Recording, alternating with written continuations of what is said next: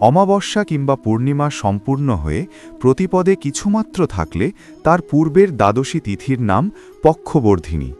এই অবস্থায় একাদশীর দিন উপবাস না করে দ্বাদশীতেই উপবাস করতে হয়। অনন্ত কলুষ বিনাশকারী এই দ্বাদশী পরিত্যাগকারীকে বহু বছর নরকে বাস করতে হয়। যে মাসে পক্ষবর্ধিনী হয়, শ্রীহরির সেই মাসের নাম অনুসারে তাকে ভক্তি সহকারে পূজা করতে হয়।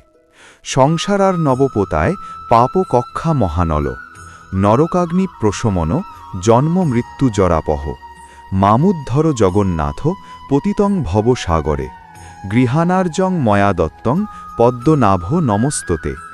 হে জগন্নাথ, আপনি এই সংসার সমুদ্রের নৌকা স্বরূপ, পাপরূপ তৃণের জন্য মহা অনল, নরক অগ্নির প্রশমনকারী, জন্ম মৃত্যু জরা ব্যাধির মোচনকারী।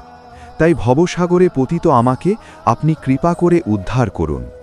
হে পদ্মনাভ, আমার নিবেদিত এই অর্ঘ্য গ্রহণ করুন। আপনাকে আমি প্রণাম জানাই। এইভাবে শ্রীহরিকে অর্ঘ্য নিবেদন করে নৈবেদ্য ও সুস্বাদু ফলমূল অর্পণ করতে হয়। নিজ সামর্থ্য মতো যত্ন সহকারে শ্রীহরির গুণকীর্তন ও রাত্রি জাগরণে এই ব্রত পালন করতে হয়। এই ব্রত পালনে 10,000 অশ্বমেধ যজ্ঞের ফল লাভ হয়ে থাকে।